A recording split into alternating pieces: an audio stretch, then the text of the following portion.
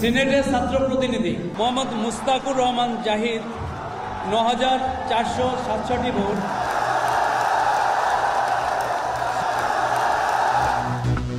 রাকসুতে VP Zahid AGS ২৬ সহ ২০ পদে ছাত্র শিবির সমর্থিত প্যানেল জয়ী। জিএস আধিপত্য বিরোধী প্যানেলের আম্মার। মতভিন্নতা নিয়ে আজ সই হচ্ছে জুলাই জাতীয় সনদ, স্বাক্ষর করবে না এনসিপি, সিদ্ধান্তহীন জামায়াত।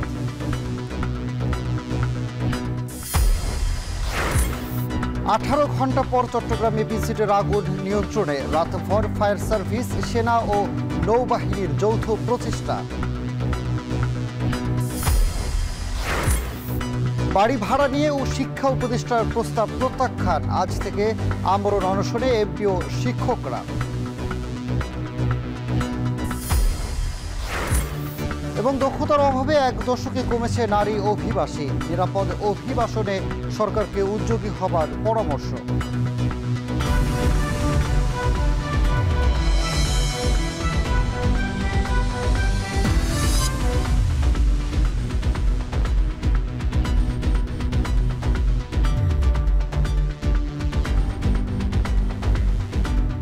স্বাগত। এখন বাণিজ্যে পুরো আয়োজনে আপনাদের সঙ্গে আছি আমি সানিম রিথা।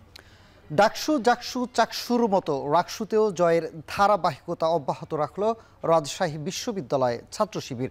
কেন্দ্রীয় ছাত্র সংসদে বিপুল জয় অর্জন করল তারা। ২৩টি পদের বিপরীতে ভিপি মুস্তাকুর রহমান জাহিদ এবং এজিএস সালমান সাব্বির সহ ২০ পদেই জয় পেয়েছে ছাত্র শিবির সমর্থিত প্যানেল। তবে জিএস পদে জয় পেয়েছেন সাবেক সমন্বয়ক আধিপত্য বিরোধী প্যানেলের সালাউদ্দিন আম্মার। বিস্তারিত প্রতিবেদনে। ৭২ বছর বয়সী মতিহারের এই প্রাঙ্গণ, যেখানে ৩৫ বছর পর নানা চড়াই উতরাই পেরিয়ে অনুষ্ঠিত হলো ১৭তম কেন্দ্রীয় ছাত্র সংসদ নির্বাচন। আর তার ফলাফল ভাঙল রাজশাহী বিশ্ববিদ্যালয় কেন্দ্রীয় ছাত্র সংসদ নির্বাচনের ইতিহাস। বিশ্ববিদ্যালয়টি ছাত্র সংসদে এর আগের ১৬ বারে কখনোই জেতেনি ছাত্র শিবির। তবে ৩৫ বছর পর ১৭ই অক্টোবর সকালে বিশ্ববিদ্যালয়ের কাজী নজরুল ইসলাম মিলনায়তনে ধ্বনিত হল দীর্ঘ অপেক্ষার বিজয়ের উল্লাস।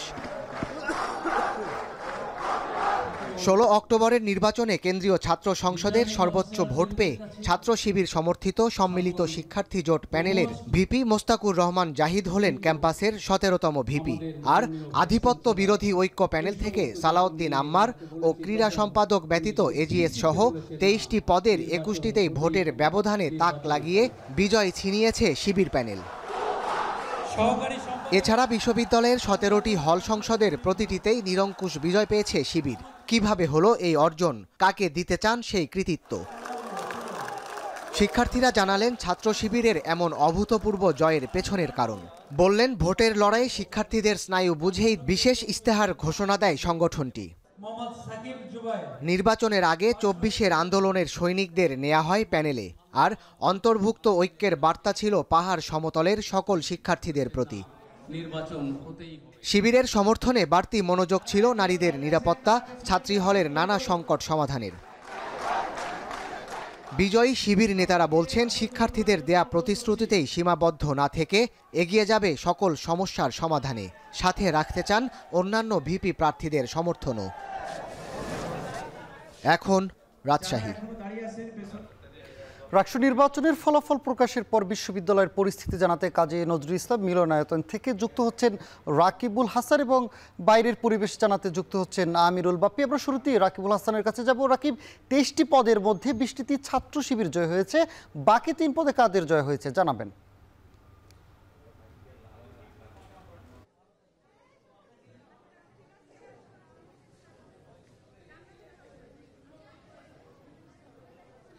সানি, আসলে দীর্ঘ প্রতীক্ষার পরে রাবিয়ানরা আসলে একটি রাকসু পেল, একই সাথে পেল তাদের যে অধিকার আদায়ের নেতা।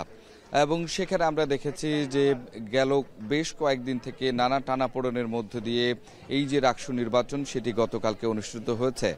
৭ ঘন্টার যে নির্বাচন সেটি কিন্তু যেখানে আসলে যে রায়গুলো হয়েছে সেই রায়ের যেই মধ্য দিয়ে ব্যালট পেপারগুলোর মধ্য দিয়ে রায় দেয়া হয়েছে সেগুলো আপনাদেরকে একটু দেখাচ্ছি। এই স্বচ্ছ ব্যালট বক্সের মধ্য দিয়ে কিন্তু আসলে শিক্ষার্থীরা তাদের প্রতিনিধি বেছে নিয়েছেন। এবং যেটি বলছিলেন যে ছাত্র শিবিরের 20 প্যানেলের থেকে 20 জন এবং বাকি 3 জন যারা মনোনীত হয়েছে, যারা নির্বাচিত হয়েছেন, তার মধ্যে একজন সাবেক সমন্বয়ক সালাউদ্দিন আম্মার, যিনি কিনা এই বিশ্ববিদ্যালয়ের শিক্ষার্থীদের কণ্ঠস্বর বলে পরিচিত, যিনি বিভিন্ন দাবি আদায়ের আন্দোলনে অগ্রগামী ছিলেন, প্রতিবাদী ছিলেন। এবং অন্যজন যিনি কিনা আসলে এই খেলার জগতে চমৎকার ভূমিকা রেখেছে রাজশাহী বিশ্ববিদ্যালয়ের হয়ে ক্রীড়া সম্পাদক পদে, এবং আরও একজন বিজ্ঞান ও প্রযুক্তি পদে, যে কিনা আলাদাভাবে ছাত্রদল থেকে নির্বাচিত হয়েছেন।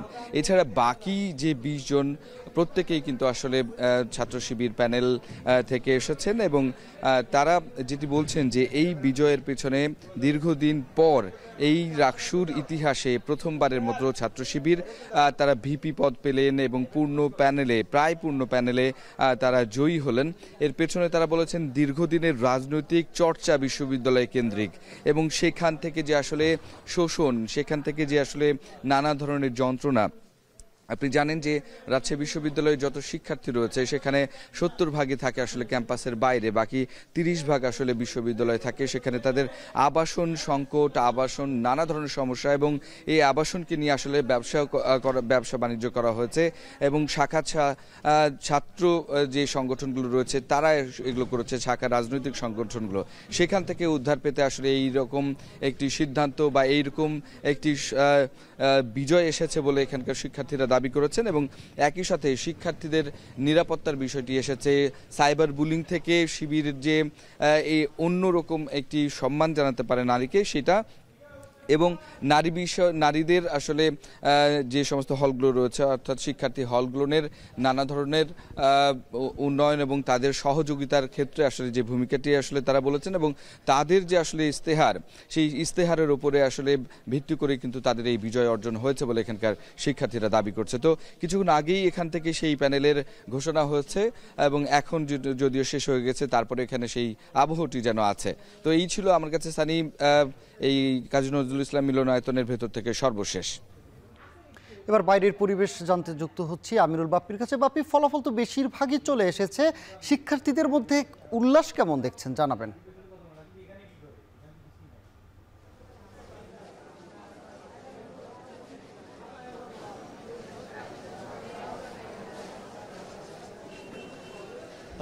সানি, ফলাফল বেশিরভাগ বলতে একদম পুরোটাই চলে এসেছে। একটু আগে প্রধান নির্বাচন কমিশনার আনুষ্ঠানিকভাবে সেই ঘোষণা দিয়েছেন।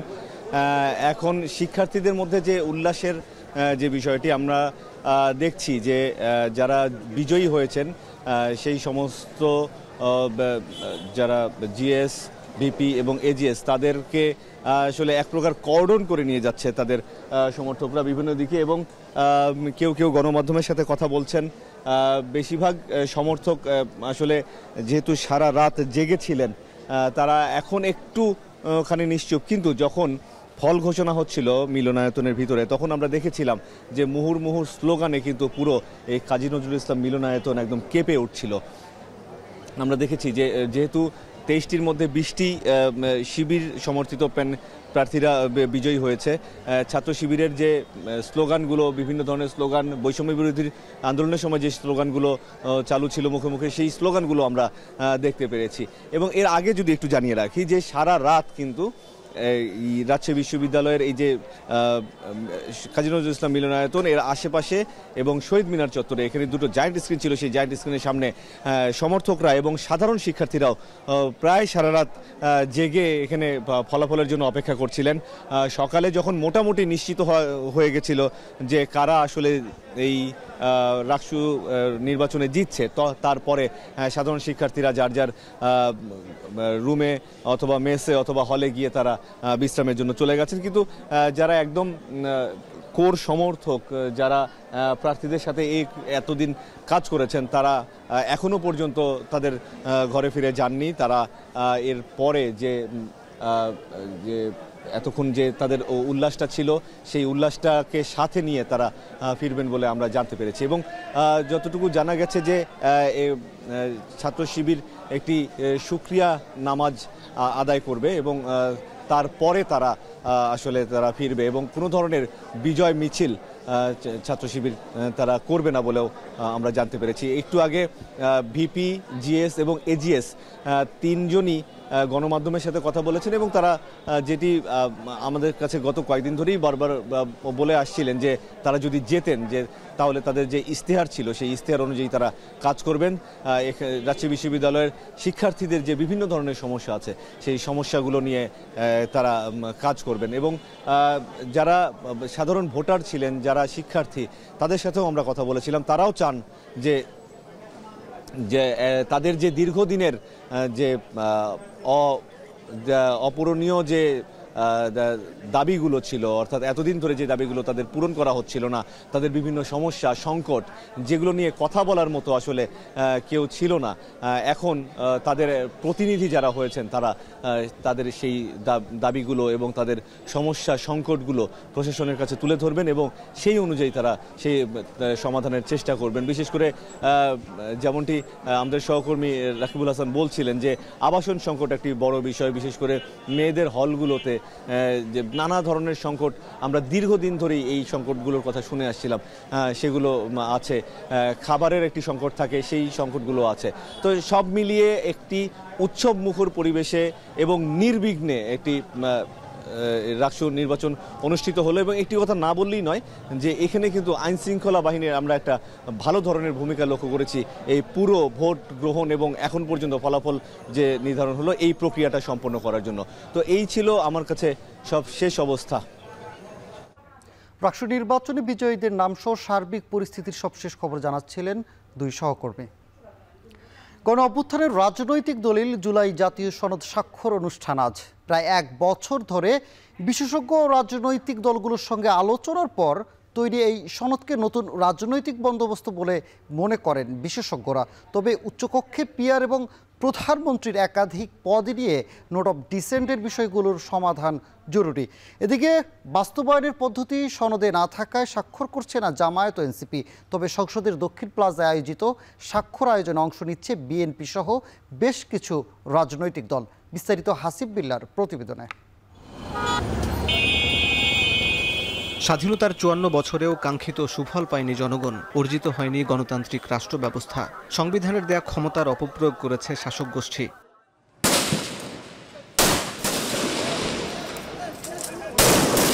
আওয়ামী শাসনামলে গত ১৬ বছরে চেপে বসা স্বৈরাচার সরকারকে উৎখাত করতে হয়েছে গণ অভ্যুত্থান। প্রাণ দিয়েছেন হাজারো মানুষ। এর মধ্য দিয়ে রাষ্ট্র সংস্কারের আকাঙ্ক্ষা আরও তীব্র হয়েছে জনমনে। সশ্রদ্ধ চিত্তে শপথ গ্রহণ করতেছি যে আমি এই গণঅভ্যুত্থানের পর অন্তর্বর্তী সরকার গঠন করে ১১টি সংস্কার কমিশন। গুরুত্বপূর্ণ ৬টি সংস্কার কমিশন সরকারের কাছে প্রতিবেদন জমা দেওয়ার পর চলতি বছরের ১৫ ফেব্রুয়ারি প্রধান উপদেষ্টার নেতৃত্বে গঠিত হয় জাতীয় ঐকমত্য কমিশন। কমিশন মোট ১৬৬টি সংস্কার সুপারিশ রাজনৈতিক দলগুলোর কাছে পাঠায়। প্রথম ধাপে ৩২টি দল ও জোটের সঙ্গে পৃথকভাবে ৪৪টি বৈঠক হয়। দ্বিতীয় ধাপে ফরেন সার্ভিস একাডেমিতে দলগুলোর সঙ্গে সম্মিলিত বৈঠক করে ঐকমত্য কমিশন। ৩১ জুলাই আলোচনা শেষ হয়। দীর্ঘ তর্ক বিতর্কের পর ৮৪টি বিষয়ে দলগুলোর ঐকমত্য ও সিদ্ধান্ত হয়। জুলাই সনদের ১৭টি বিষয়ে ৩২টি রাজনৈতিক দল ও জোট পুরোপুরি একমত। একজন ব্যক্তি সর্বোচ্চ ১০ বছর মেয়াদে প্রধানমন্ত্রী, বিরোধী দল থেকে ডেপুটি স্পিকার, অর্থবিল ও আস্থা ভোট বাদে নিজ দলের বিরুদ্ধে ভোট দেওয়ার ক্ষমতা, স্বাধীন পুলিশ কমিশন গঠন, সুপ্রিম কোর্ট, বিভাগীয় পর্যায়ে বিকেন্দ্রীকরণ এবং তত্ত্বাবধায়ক সরকার ব্যবস্থার পক্ষে একমত বিএনপি, জামাত সহ সকল রাজনৈতিক দল। এসব সংস্কারকে নতুন রাজনৈতিক বন্দোবস্ত বলে মনে করেন এই সংবিধান বিশেষজ্ঞ। রাষ্ট্র, সরকার, রুলিং পার্টি, প্রাইম মিনিস্টার সব ছিল একটা ব্যক্তির মধ্যে কনফাইন ছিল। আপনি যখন ওই ব্যক্তির পদত্যাগ চাচ্ছেন তখন আপনি পুরো রাষ্ট্র সংস্কার যাচ্ছেন, আপনি তখন সংবিধান সংস্কার যাচ্ছেন। জুলাই সনদের মধ্যে এই স্পিরিটটা ক্যাপচার করে। এটাকে একটা লিগাল ইনস্ট্রুমেন্ট বলা যাবে না হয়তোবা, কিন্তু এটা বলা যাবে it is a historical, political, constitutional document. বাকি ৬৭টি বিষয়ে রাজনৈতিক দলগুলোর কেউ কেউ বিরোধিতা করেছে কিংবা দিয়েছে নোট অফ ডিসেন্ট। পিআর পদ্ধতিতে উচ্চকক্ষ গঠন, দলীয় প্রধানের পদে প্রধানমন্ত্রী না থাকা, সাংবিধানিক ৪ প্রতিষ্ঠানে নিয়োগের বিধান, বিভিন্ন বিষয়ে বিএনপি ও জামাতের ভিন্ন মত রয়েছে। গুরুত্বপূর্ণ বিষয়ে ভিন্ন মত রেখে জুলাই অভ্যুত্থানের আকাঙ্ক্ষা পূরণ হবে না বলে মনে করেন এই রাজনৈতিক বিশ্লেষক। যে জুলাইয়ের আশা আকাঙ্ক্ষা সেটা এই এতগুলি নোট অফ ডিসেন্ট নিয়ে যে সনদ তারা সাইন করতে পারে, কিন্তু এটা আপনার প্রতিফলিত হবে না। দ্বিতীয়ত আপনার এটা নির্বাচনের ঝুঁকিতে ফেলে দেবে, কারণ রাজনৈতিক দলগুলি যদি মতৈক্যে না আসে, তারা এখন ভার্বালি মানে মৌখিকভাবে একজন একজনকে গালাগালি করছে, তারপরে তারা তখন রাস্তায় নামবে।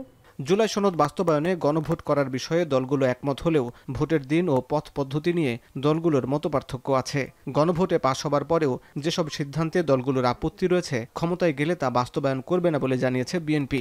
তবে জামাত ও এনসিপির দাবি, জনগণ গণভোটে সনদের পক্ষে রায় দিলে নোট অব ডিসেন্টের কোনো কার্যকারিতা থাকবে না, এজন্য সাংবিধানিক আদেশ জারি করতে হবে। প্রধান উপদেষ্টা সাংবিধানিক আদেশ জারি করার ক্ষমতা রাখেন বলে মনে করেন বিশেষজ্ঞরা।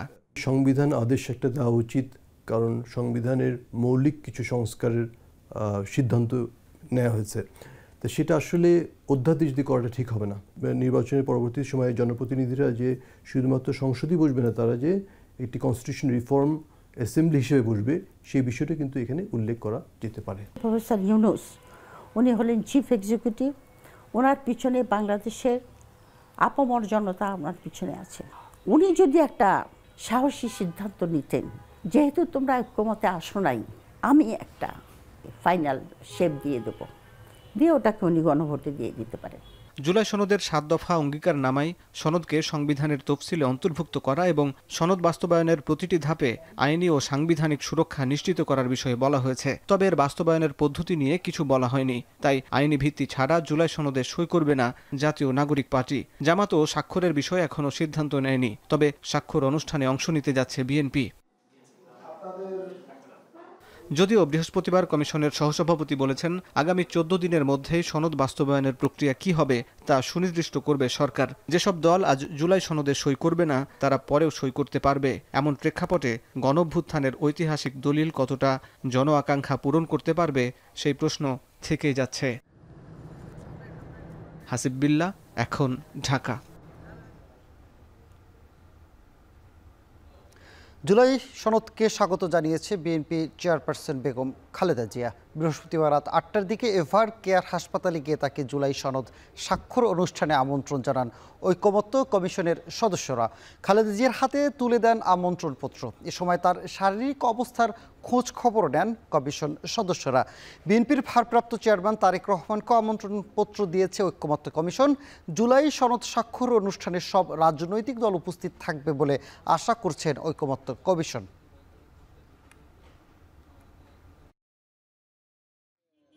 বছরে বাংলাদেশ রাষ্ট্রের জন্মের পর বেগম খালেদা জিয়াকে তার কাছে এই দাওয়াত পৌঁছে দিতে, একই সাথে আমাদের মাননীয় প্রধান উপদেষ্টা সালাম পৌঁছে দিতে আমরা এই জন্য এসেছি, এবং আমরা সবাই ওনার আরোগ্য কামনা করি, তিনি যেন দ্রুতই সুস্থ হয়ে ওঠেন, এবং তিনিও যে প্রফেসর ইউনূসকে সালাম জানিয়েছেন এবং আমাদের অনুষ্ঠানের আগামীকালকের অনুষ্ঠানে সফলতা কামনা করেছেন। জামাতের আমির হার্ট সার্জারি হয়েছে ওনার, তো উনি যদি ডাক্তার যদি ওনাকে সম্মতি দেয় তাহলে তিনি যাবেন। জুলাই সনদ স্বাক্ষর অনুষ্ঠানের আমন্ত্রণপত্র গ্রহণ করে সনদের সফলতা কামনা করেছেন জামায়াতে ইসলামীর আমির ডাক্তার শফিকুর রহমান।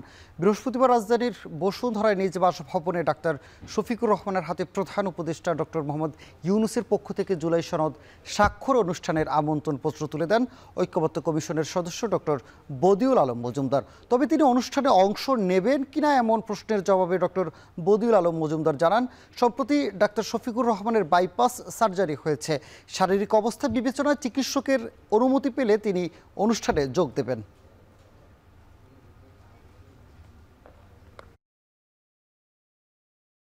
কিন্তু আপনি খুলেও দেখতে পারেন, কারণ এটা এমন এক কার্ড প্রফেসর ইউনূস নিজে ডিজাইন। 18 ঘন্টা পর নিয়ন্ত্রণে এসেছে চট্টগ্রাম ইপিজেডের বিদেশি কারখানায় লাগা আগুন। ফায়ার সার্ভিস, নৌবাহিনী এবং সেনাবাহিনীর 23 ইউনিটের যৌথ প্রচেষ্টা আগুন নিয়ন্ত্রণে আসলো। ততক্ষণে পুড়ে কঙ্কাল হয়েছে 8তলা ভবন, ধসে পড়েছে বিভিন্ন অংশ, তবে কোনো ধরনের হতাহতের ঘটনা ঘটেনি। স্ট্রাকচার দুর্বল হয়ে পড়ায় ঝুঁকিপূর্ণ ঘোষণা করা হয়েছে ভবনটি। ঘটনা তদন্তে ফায়ার সার্ভিস এবং ইপিজেডের কর্তৃপক্ষের পৃথকভাবে 5 সদস্যের তদন্ত কমিটি গঠন করেছে। কাজী মাহফুজের প্রতিবেদনে বিস্তারিত। দাউ দাউ করে জ্বলছে আগুন। বাতাস আর রাসায়নিক পদার্থ আগুনকে করেছে আরও তীব্র, আরও উদ্দাম। দহনে পুড়ে কঙ্কাল 8তলা ভবন। এ দৃশ্য চট্টগ্রাম ইপিজেডের এডাম ক্যাপস অ্যান্ড টেক্সটাইল ও জিহং কারখানার। বৃহস্পতিবার দুপুর 2টায় ভবনের 7ম তলায় আগুনের সূত্রপাত হয়। ভবনটিতে মেডিকেল ইকুইপমেন্ট ও দাহ্য পদার্থ থাকায় আগুন দ্রুত ছড়িয়ে পড়ে পুরো ভবনে। ফায়ার সার্ভিস, নৌবাহিনী এবং সেনাবাহিনীর 23টি ইউনিটের যৌথ প্রচেষ্টায় প্রায় 18 ঘণ্টা পর আগুন নিয়ন্ত্রণে আসে। ব্যবহার করা হয় রোবটসহ অত্যাধুনিক 2টি ক্রেন। ততক্ষণে পুরো ভবনটি পুড়ে কঙ্কাল। আগুনের তাপমাত্রা 800 থেকে 1000 ডিগ্রি সেলসিয়াস হওয়ায় ধসে পড়ে ভবনের ছাদসহ বেশ কিছু অংশ। ভবনটিকে ঝুঁকিপূর্ণ ঘোষণা করে ফায়ার সার্ভিস। গঠন করা হয় 5 সদস্যের তদন্ত কমিটি। দুই দিক থেকে এটা খোলা, কিন্তু বাদবাকি দুই দিকটা সেটব্যাক, মানে যেটাকে বলি আমরা যেটা বিল্ডিং কোডের যে নিয়ম, সেই নিয়মটা মেনে করা হয়নি। কারণ পার্শ্ববর্তী যে বিল্ডিংটা ছিল খুবই সন্নিকটে, এটা সেটব্যাকটা ছিল না, যার কারণে আমাদের কোনো ফায়ার ফাইটাররা ওখানে পজিশন নিতে পারেন নাই। একটু দূরত্ব বজায় রেখে নিজেদের সেফটিটা ইনশিওর করে আমরা এই কার্যক্রম করেছি, যার কারণে একটু সময় লেগেছে। তবে আমাদের কারো কোনো ক্ষতি হয়নি, এটাই আমাদের সবথেকে বড় সাকসেসফুল বলবো আমরা। এদিকে কিভাবে আগুনের সূত্রপাত সে সম্পর্কে কিছু জানাতে পারেনি কর্তৃপক্ষ, যদিও ঘটনা তদন্তে 5 সদস্যের কমিটি গঠন করেছে ব্যবজা। ঘটনার সময় কারখানাটিতে 1000-এর বেশি শ্রমিক ও কর্মকর্তা অবস্থান করছিল। কর্তৃপক্ষের সাবধানতায় কোনো ধরনের হতাহতের ঘটনা ঘটেনি দাবি ইপিজেড কর্তৃপক্ষের। প্রথম আমাদের যেটা প্রচেষ্টা ছিল, এরিয়াটাকে কর্ডন করে আমাদের শ্রমিক ভাই বোনদেরকে নিরাপদে সুস্থভাবে কোনো রকমের ইনজুরি এবং ক্যাজুয়ালিটি ছাড়া বের করে নিয়ে আসা, সেটা আমরা সক্ষম হয়েছি। ইপিজেড বা রপ্তানি প্রক্রিয়াকরণ কারখানায় আগুন অর্থনীতিতে বেশ নেতিবাচক প্রভাব ফেলে। আর এরকম বিদেশি মালিকানাধীন কারখানায় আগুন দেশের ভাবমূর্তিও ক্ষুণ্ণ করে। যেহেতু এই রপ্তানি প্রক্রিয়াকরণ অঞ্চল দেশের অর্থনীতিকে সমৃদ্ধ করছে এবং আন্তর্জাতিক পরিচিতি বৃদ্ধি করছে, তাই এ অঞ্চলে কারখানার নিরাপত্তা ও কর্মপরিবেশ উন্নত করার পরামর্শ সচেতন মহলের। কাজী মাহফুজ, এখন চট্টগ্রাম। আগুন নিয়ন্ত্রণে এলেও পুড়ে গেছে 8তলা ভবন, ধসে পড়েছে বিভিন্ন অংশ। এই মুহূর্তে পরিস্থিতি জানাতে ঘটনাস্থল থেকে যোগ দিচ্ছেন সহকর্মী কাজী মাহফুজ। মাহফুজ, আগুন তো নিয়ন্ত্রণে এসেছে, আর কোনো ধরনের ঝুঁকি রয়েছে কিনা জানাবেন।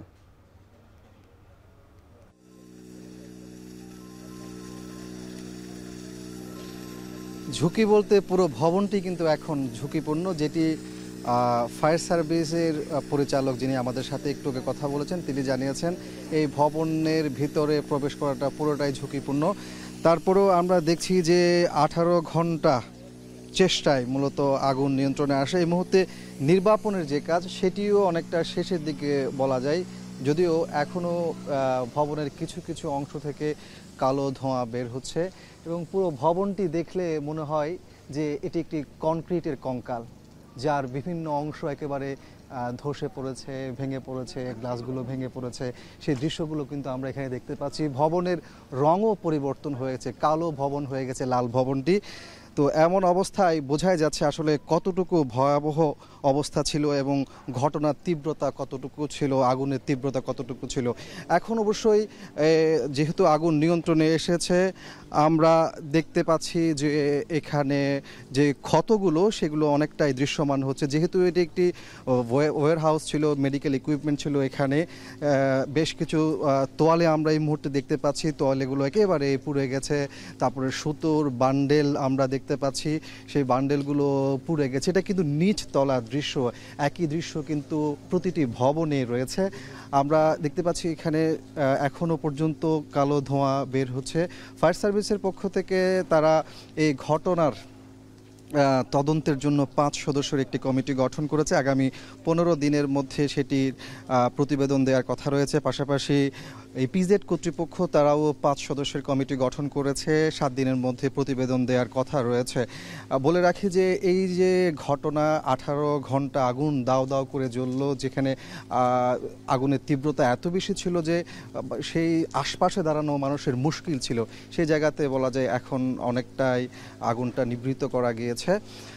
আর ক্ষয়ক্ষতির যে বিষয়টি সেটি কিন্তু এখনো পর্যন্ত নিরূপণ করা সম্ভব হয়নি। যারা কর্তৃপক্ষ আছেন এই ভবনের একই সাথে কারখানার তারা কথা বলবেন তেমনটি আমাদেরকে জানিয়েছেন। আর আপনাকে আরেকটি বিষয় বলে রাখি যে এই যে ঘটনার পরেই মূলত কেন এটি ঘটলো সেইগুলো সম্পর্কে তদন্ত হবে।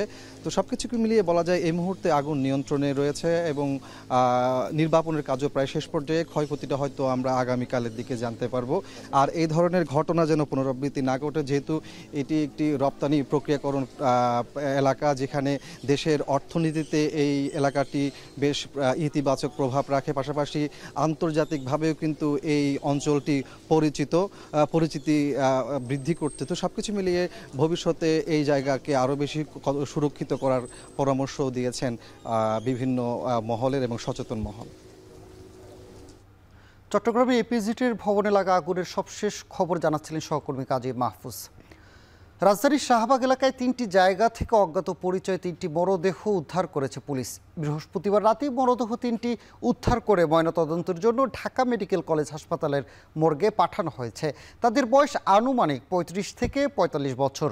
ঢাকা মেডিকেলের জরুরি বিভাগের সামনের দেয়ালে ঘেঁষে অচেতন অবস্থায় পড়েছিল এক ব্যক্তি। হাসপাতাল থেকে খবর পেয়ে ঘটনাস্থলে গিয়ে ওই ব্যক্তির মৃত অবস্থায় উদ্ধার করা হয়। প্রাথমিকভাবে জানা গেছে অন্য 2 মৃত ব্যক্তি ভবঘুরে প্রকৃতির, অসুস্থতার কারণে তাদের মৃত্যু হয়েছে বলে ধারণা করা হচ্ছে। তবুও তাদের পরিচয় শনাক্তের চেষ্টা চলছে বলে জানিয়েছে পুলিশ।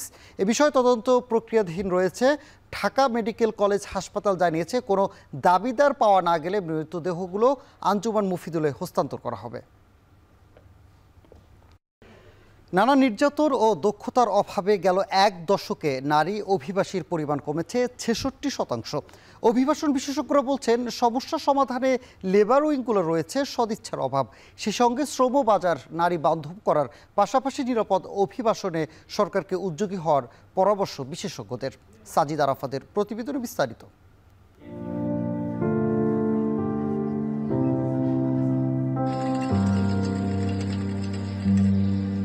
ভিনদেশি মুদ্রার যোগানে অগ্রদূত প্রবাসীরা। পরিবার আর নিজের ভবিষ্যৎকে একটুখানি উজ্জ্বল করতে তারা পাড়ি জমান বিদেশ বিভুঁইয়ে। রেমিটেন্স যোগানের এই যুদ্ধে পুরুষদের পাশে সামিল নারীরাও।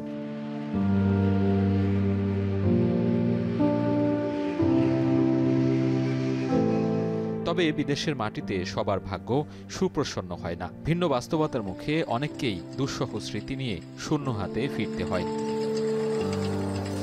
তেমনই একজন মানিকগঞ্জের রেবা আক্তার। ভাগ্য বদলে সৌদি আরবে পাড়ি জমালেও 1.5 বছরের মাথায় ফিরে আসতে বাধ্য হন। যে তিক্ত অভিজ্ঞতার সঙ্গী হয়েছেন তা নিয়ে আর কোনো দেশেই যেতে চান না তিনি।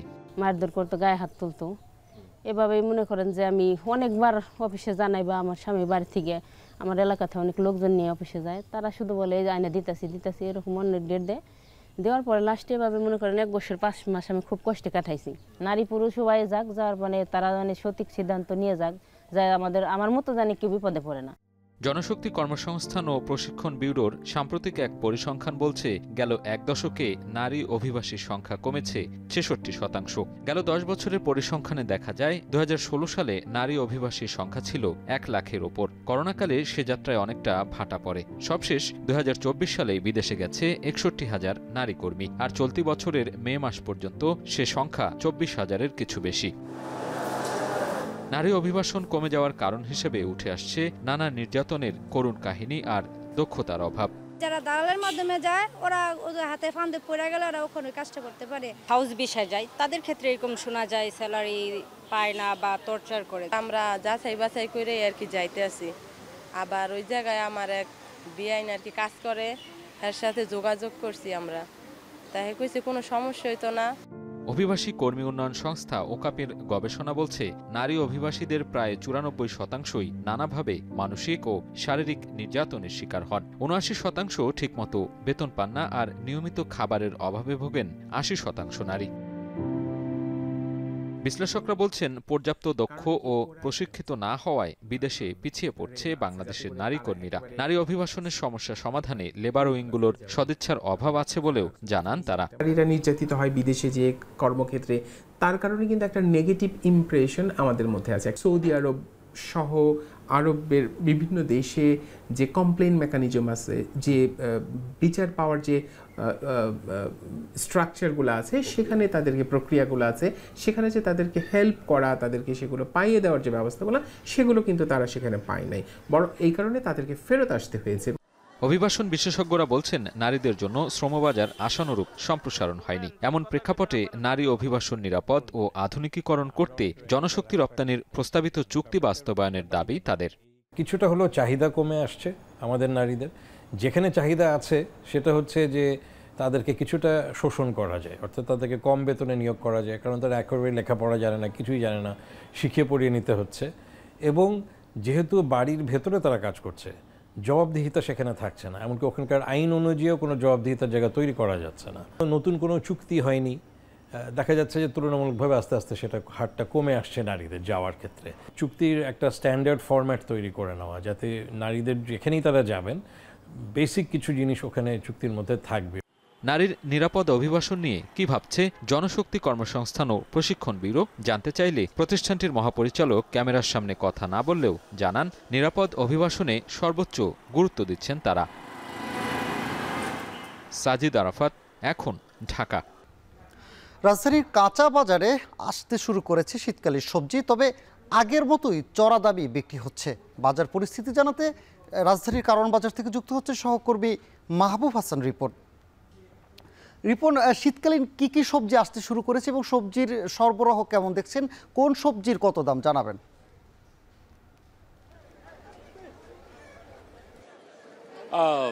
আজিয়ে হেমন্তের বাপ্তি চরাচরে সানি, আপনি জানেন যে আজ পহেলা কার্তিক, এবছরে হেমন্তের প্রথম সকাল। আমরা কারওয়ান বাজার থেকে আপনার সাথে যুক্ত হচ্ছি। যেমনটা আপনি বলছিলেন যে হেমন্তের আগমন মানে হচ্ছে শীতের আগমনের একটা পূর্বাভাস, ঠিক সেই রকম শীতকালীন বেশ কিছু সবজি আসলে বাজারে এসেছে এবং সেই শীতকালীন সবজির মধ্যে আমরা দেখছি মূলা, সেটি বিক্রি হচ্ছে প্রতি কেজি 60 টাকা দরে। এছাড়া আমরা হচ্ছে সিম, যেটি শীতকালীন অন্যতম একটি সবজি, সেটি হচ্ছে বিক্রি হচ্ছে 220 থেকে 240 টাকা দরে। এছাড়া গত সপ্তাহের চেয়ে দাম বেড়েছে, বেশ উল্লেখযোগ্য হারে দাম বেড়েছে হচ্ছে কাঁচামরিচে, সেটি 40 থেকে 60 টাকা বেশি দরে সেটি বিক্রি হচ্ছে কাঁচামরিচ, যেটি এখন 200 টাকা দরে বিক্রি হচ্ছে কাঁচামরিচ। এছাড়া যদি আপনাকে বলি, সেটি হচ্ছে যে টমেটো 120 টাকা দরে বিক্রি হচ্ছে, যেটি গত সপ্তাহের চেয়ে বর্তমানে এর দাম কিছুটা কমেছে। বেগুন বেশ দাম কমেছে, গত সপ্তাহে বেগুন ছিল 180 টাকা কেজি, এই সপ্তাহে বেগুন বিক্রি হচ্ছে 100 টাকা কেজি দরে। পটল গত সপ্তাহে কেজি ছিল 60 থেকে 70 টাকা, এই সপ্তাহে সেটি বিক্রি হচ্ছে 70 থেকে 80 টাকা দরে। পেঁয়াজের দাম স্থিতিশীল রয়েছে। রসুনের দাম কমেছে, গত সপ্তাহে রসুন বিক্রি হয়েছিল 160 থেকে 180 টাকা দরে, এই সপ্তাহে রসুন পাওয়া যাচ্ছে বাজারে 120 থেকে 140 টাকা দরে। আমরা যদি হচ্ছে এছাড়া যদি ব্রয়লার মুরগির কথা বলি, ব্রয়লার মুরগির দাম বেশ স্থিতিশীল রয়েছে, অর্থাৎ প্রতি কেজি ব্রয়লার বিক্রি হচ্ছে 175 থেকে 180 টাকা দরে। এছাড়া সোনালী মুরগি বিক্রি হচ্ছে 280 টাকা দরে। অর্থাৎ বাজার পরিস্থিতি গত সপ্তাহের চেয়ে কিছুটা কম, কিন্তু বেশ কিছু সবজির দাম আমরা দেখতে পাচ্ছি যে একটু বাড়তির দিকে। এই ছিল কারওয়ান বাজার থেকে আমার কাছে সবশেষ। রাজধানীর কারওয়ান বাজার থেকে সবজির দরদাম জানাচ্ছিলেন সহকর্মী মাহবুব হাসান রিপন। ফকির লালন শাহর 135তম তিরোধান দিবস উপলক্ষে কুষ্টিয়ার কুমারখালীর ছেউড়িয়ার আখড়াবাড়ি থেকে আজ থেকে শুরু হচ্ছে 3 দিনের লালন স্মরণ উৎসব। এ নিয়ে আরও জানাতে ছেউড়িয়ার আখড়াবাড়ি থেকে যুক্ত হচ্ছেন সহকর্মী মেজবাউদ্দিন পলাশ। এবারের জাতীয়ভাবে উৎসব পালিত হচ্ছে, আয়োজনে কি কি নতুনত্ব রয়েছে বিস্তারিত জানাবেন।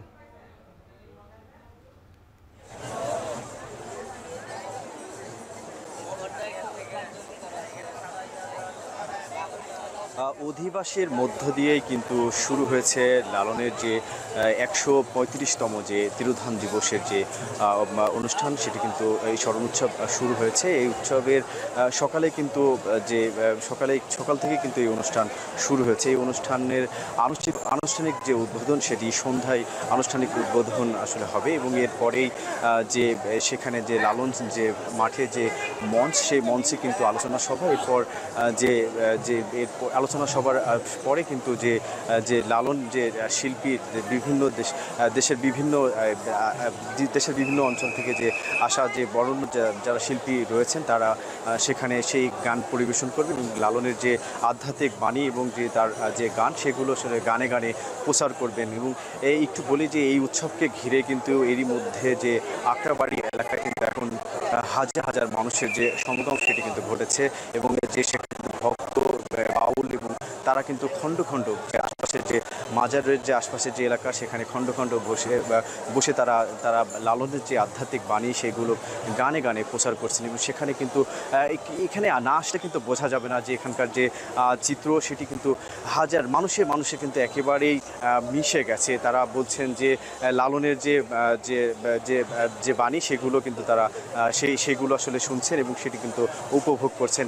এবং আমি একটু বলে যে এই আনুষ্ঠানিক যে উদ্বোধন, সেটি কিন্তু সন্ধ্যায় হবে এবং সেখানে কিন্তু যে সাংস্কৃতিক মন্ত্রণালয়ের যে উপদেষ্টা মোস্তফা সরোয়ার ফারুকী, তিনি কিন্তু উপস্থিত থাকার কথা রয়েছে।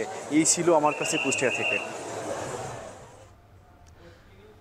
ফকির লালন শাহ 135তম তিরোধান দিবস উপলক্ষে কুষ্টিয়া থেকে উৎসব সম্পর্কে বিস্তারিত জানাতে যুক্ত ছিলেন মেজবা উদ্দিন পলাশ।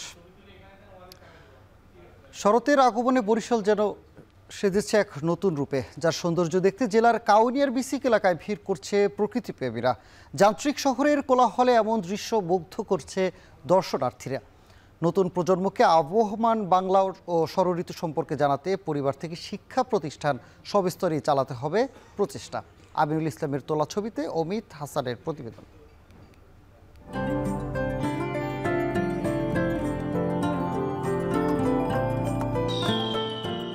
নীলাকাশে সাদা মেঘের ভেলা আর জমিনে ঢেউ খেলছে কাশফুল। শুধু প্রকৃতির সৌন্দর্য নয়, শরৎকালে এটি বাংলার চিরচেনা দৃশ্য। প্রকৃতি যখন কাশফুলে সেজে ওঠে, তখন এক অপার্থিব রূপ ধারণ করে। শরতের নীল আকাশ, সাদা মেঘ আর তার নিচে বিস্তীর্ণ কাশবনের মাঝে দাঁড়িয়ে থাকা যেন এক স্বপ্নের মতো দৃশ্য। কাশফুল বাংলার ঋতু বৈচিত্র্য ও সংস্কৃতির প্রতীকও বটে। শরৎকালে কাশফুলের সৌন্দর্য মনে করিয়ে দেয় প্রকৃতির সাথে একাত্ম হওয়ার কথা। বিকেল গড়াতেই দেখা যায় দল বেঁধে তরুণ তরুণীরা আপন মনে ঘুরে বেড়াচ্ছেন সেই কাশফুলের বনে। এখানে বাচ্চাদের নিয়ে এসেছি, পরিবেশটা আসলে অনেক সুন্দর। বাচ্চারাও ঘুরতে পছন্দ করে, আমরাও ঘুরতে পছন্দ করি, এই জন্য আসা আর কি। এই ফুলটা শরৎকালে পাওয়া যায়, আমরা এই ফুল থেকে অনেক ছবি তুলি। এখানে অনেক লোক এসেছে, আমরাও এসেছি ঘুরতে, এখানে অনেক ভালো লাগে। 6 ঋতুর দেশ বাংলাদেশ। বাংলাদেশের প্রত্যেকটি ঋতুরই রয়েছে আলাদা আলাদা বৈচিত্র্য। শরৎকালে যার পরিচয় করিয়ে দেয় এই সাদা শুভ্র কাশফুল।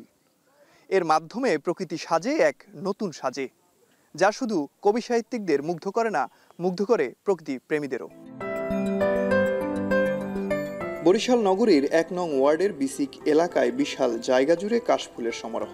যান্ত্রিক জীবনের বাইরে এসে এমন সৌন্দর্য দেখে মুগ্ধ সবাই। দর্শনার্থীদের কেউ কেউ কাশবনে ঘুরছেন, কেউ ছবি তুলছেন, কেউ বা হাত বুলিয়ে নিচ্ছেন কাশফুলে, আবার কেউ প্রেয়সীর হাতে তুলে দিচ্ছেন একগোছা কাশফুল। কাউনিয়া বেসিকে অনেক বড় জায়গা নিয়ে কাশফুলের বাগান, তো এটা আসলে নিজে থেকে দেখার এত ইচ্ছা হয়েছে যে আসলে কত বড় এটা। এই কাশফুলের সাম্রাজ্য, এটাকে ধরে রাখা উচিত এবং এটাকে কেন্দ্র করে পর্যটন অবস্থান গড়ে ওঠা উচিত। ভালো লাগে, এজন্যই বারবার আর কি এই জায়গায় আসা, ভিডিও হয়, সুন্দর সুন্দর ফটো তোলা হয়, এজন্যই ভালো লাগে। সবকিছু মিলেই অনেক সুন্দর। শরতের এই দৃশ্য যেন শিল্পীর তুলিতে আঁকা ছবির মতো। বাতাসে দুলে দুলে কাশফুলগুলো যেন মৃদু স্বরে ফিসফিস করে বলে, প্রকৃতির কোলে ফিরে চলো, ভুলে যাও শহরের কোলাহল, ভুলে যাও দুঃখ আর ক্লান্তি, চিৎকার নয় স্নিগ্ধতায় মাখো ভালোবাসা। নতুন প্রজন্মকে আবহমান বাংলা ও ষড়ঋতু সম্পর্কে জানাতে পরিবার থেকে শিক্ষা প্রতিষ্ঠান সব স্তরেই প্রচেষ্টা চালাতে হবে বলে মনে করেন এই বিশেষজ্ঞ।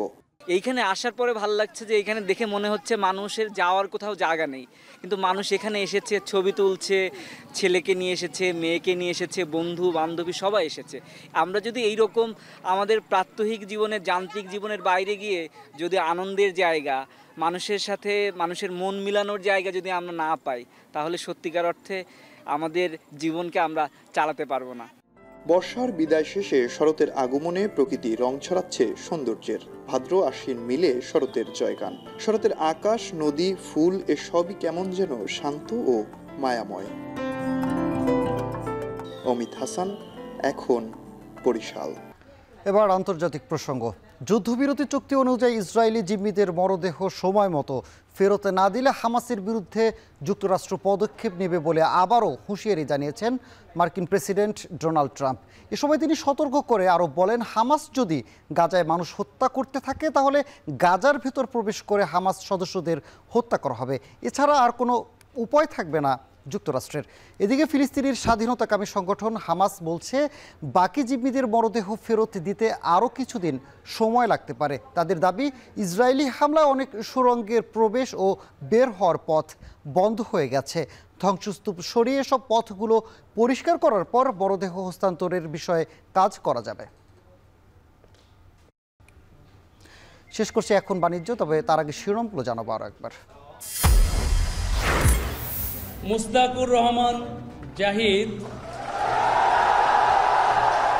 প্রাপ্ত ভোট সংখ্যা 12,687।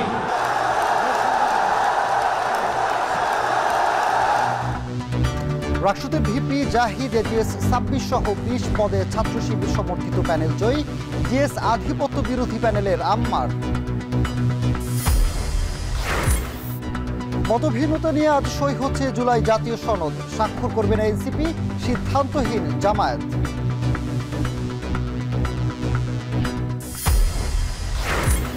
আঠারো ঘন্টা পর চট্টগ্রামে পিজিটের আগুন নিয়ন্ত্রণে। রাতভর ফায়ার সার্ভিস, সেনা ও নৌবাহিনীর যৌথ প্রচেষ্টা।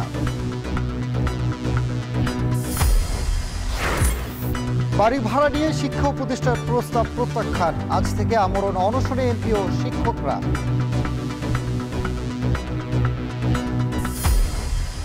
এবং দক্ষতার অভাবে এক দশকে কমেছে নারী অভিবাসী। নিরাপদ অভিবাসনে সরকারকে উদ্যোগী হওয়ার পরামর্শ।